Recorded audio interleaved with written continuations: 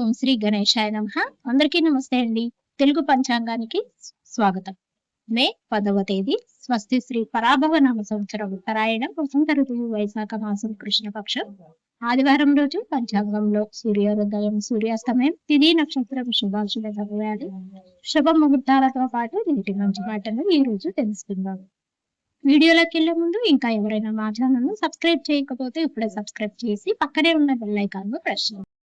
ఇలా చేయడం వలన ప్రతిరోజు పంచాంగం మీకు టైంకి చేరుతుంది.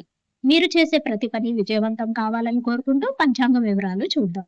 సూర్యోదయం ఉదయం 5:47 సూర్యాస్తమయం సాయంత్రం 6:40 చంద్రోదయం రాత్రి తెల్లవారుజామున 12:52 చంద్రాస్తమయం మధ్యాహ్నం 12:33 ఈ రోజు తిథి అష్టమి మధ్యాహ్నం 3:06 వరకు ఉంటుంది. తదుపరి నవమి ప్రారంభమవుతుంది. నక్షత్రం ధనిష్ట నక్షత్రం పూర్తిగా ఉంటుంది. బ్రహ్మము రాత్రి 2:08 వరకు ఉంటుంది.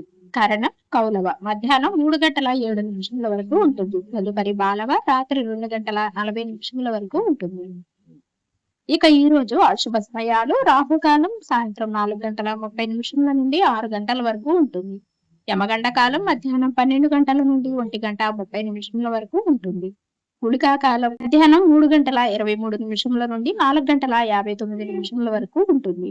ఇక ఈ రోజు దుర్ముహూర్తం సాయంత్రం 4:25 నుండి 5:13 వరకు ఉంటుంది. వర్జము లేదు. శుభ సమయాలు అభిజిత్ ముహూర్తం ఉదయం 11:47 నుండి 12:38 వరకు ఉంటుంది.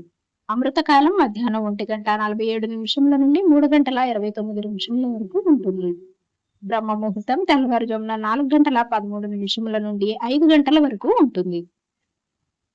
ఈ రోజు విశేషాలు మాతృ దినోత్సవం. శుభ ముహూర్తాలు ఈ రోజు వివాహానికి, పెళ్లి చూపులకు, శ్రీమంతానికి, బారసాలకు, వాహన కొనుగోలుకు, చిన్న చిన్న కార్యక్రమాలకు అనుకూలంగా ఉంది. చివరిగా నేటి మంచి మాట. మనిషికి పొగరు ఉన్నా పర్వాలేదు, కానీ నటన ఉండకూడదు.